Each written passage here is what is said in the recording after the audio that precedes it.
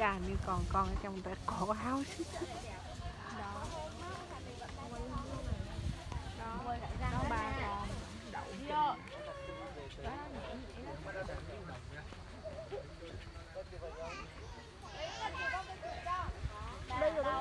Chưa có, đây nè, nó đang ở trên đầu mình á, con ngửa cổ lên.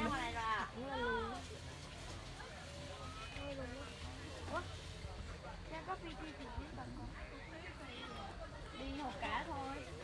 Cũng đi đâu.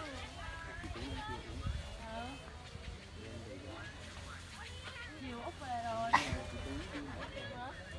Chiều Úc cũng lại rồi. Thế là nó làm vậy.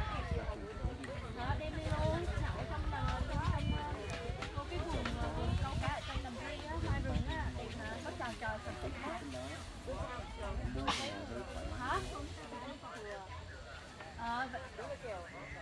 Đi không? Phải đây. Nhỏ xíu thôi chứ ai kêu.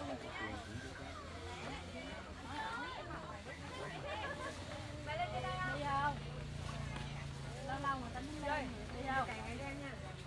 Ngồi đây. Chơi tí chiều về là lúc xong rồi. Đi học rồi.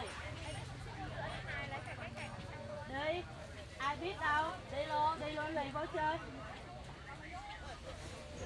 Đấy không thủ thì nói là không đi.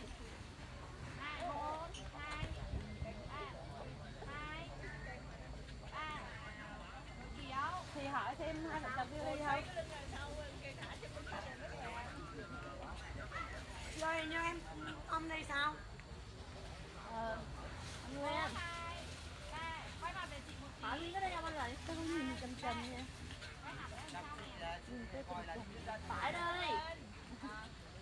Không có chầm chầm vậy.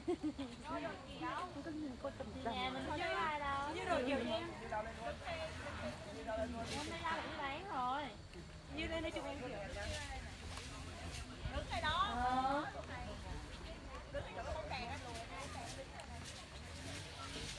Lên lịch. Lên đồ. Ok nha. Một ngày bên ngoài mình nè. Chỉ mấy tiếng buổi chiều thôi.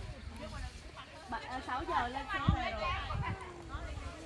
Đi hả con? Alo. Dạ. Vậy thì ngồi đến tận 15 phút rồi đi rồi qua rồi em về rồi đi. Dạ. Chỗ con đấy. Đi ngược đường ha. Dạ.